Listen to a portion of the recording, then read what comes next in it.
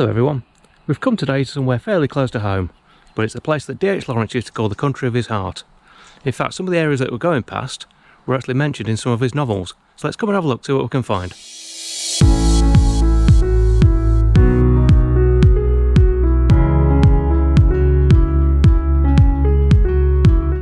The place that we've come to today has many links to D.H. Lawrence from his time spent walking in the area and the sites that were referenced in his novels. Lawrence was a regular visitor to nearby Hag's farm, where it said he found his first incentive to write. The farm and the Chambers family who lived there inspired his first novel, The White Peacock. They also provided the models for Miriam's farm and family in Sons and Lovers, and appeared in many of his early poems and short stories. Lawrence visited the farm so regularly that he almost became one of the family, and years later still referred to the area as the country of my heart. His most well-known and notorious novel though, Lady Chatterley's Lover, is said to have been inspired by a walk around these parts. It definitely seems to be somewhat quieter today though. However, there's one major part that's missing from the past, and that's Filly Mill, another site referenced in Lawrence's novel The White Peacock. Sadly, this was left derelict and was demolished many years ago. All that's left now is a clearing, and the edge of the old mill pond that's visible through the trees when the undergrowth isn't too overgrown. The area hasn't changed too much in the years since Lawrence walked the fields and paths, and there's a very active walking community that use the many footpaths and bridleways around here, not to mention the popularity with dog walkers. It's not uncommon to see buzzards in the fields and circling high above, as well as an array of other birds and wildlife in the trees and hedgerows. The countryside around here was also a favourite of the poet Lord Byron, whose work was also said to have taken inspiration from the walks from nearby Hucknall and Newstead. Definitely an area well regarded by two of Nottinghamshire's most famous sons. Small climb up the hill and you come up to this opening, and you can see why Lawrence and even Byron himself enjoyed the area quite so much. The place is absolutely glorious, but it's this woodland behind us that we're really interested in today.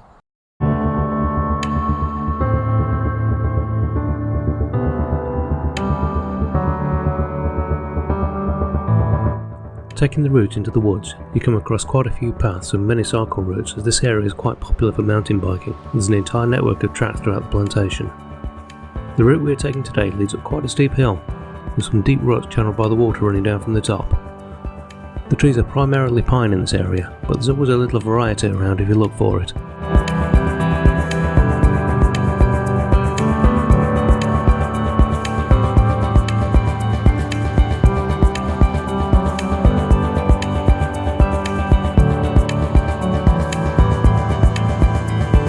At the top of the hill, we come to a wider track which is well maintained by the Forestry Commission, with many other tracks leading off deeper into the plantation.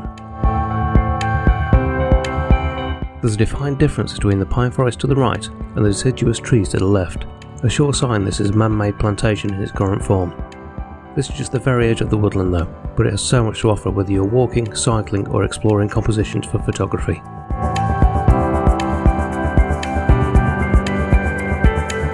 We've come into an area of the woodland known as Morning Springs Wood.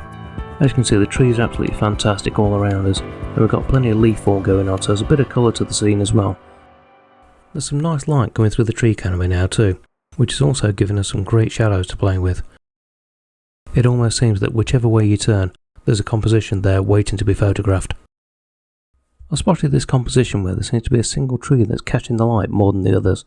There's two larger trees in the foreground that seem to lead you back into the image, and behind everything you can see the rest of the plantation just catching the light as it disappears off into the distance.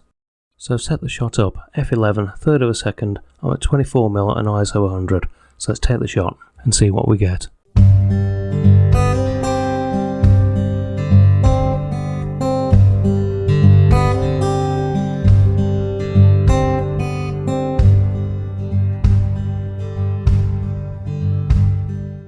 The great thing about this woodland is there's always something around you that you can work into a composition.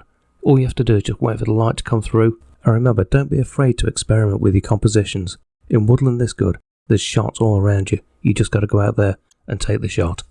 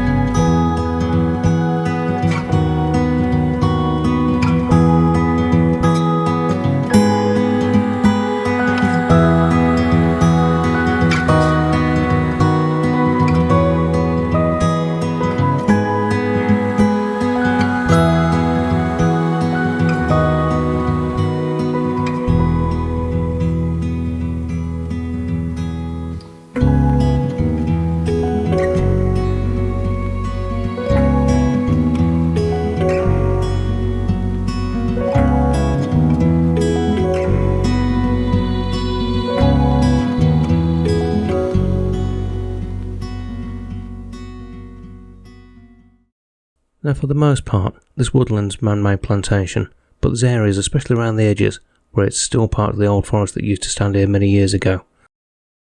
Sometimes all it takes is a bit of a wander off the beaten path, and it's amazing what you can find. Now some of the trees are absolutely fantastic, but some really stand out, like this one that I'll go try and take a shot of now.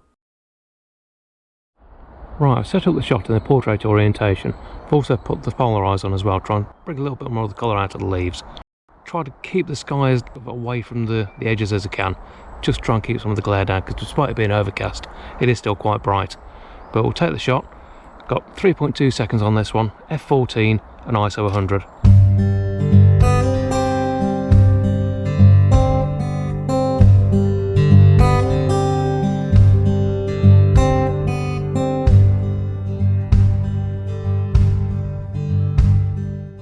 The thing to remember when you're in woodland like this is it's not always just about the trees.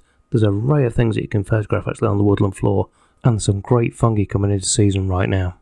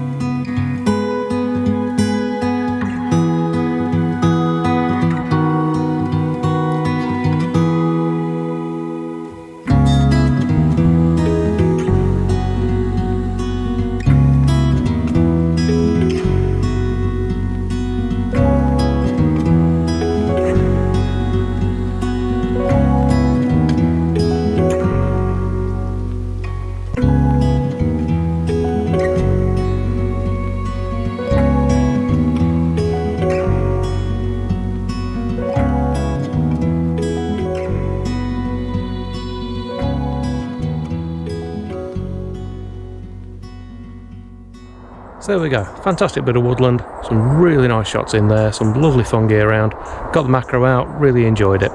Rain started to come down now though, so I'm going to call it a day, go and get a cup of coffee. So thanks for watching, like, subscribe, comment below, and we'll see you again on the next one.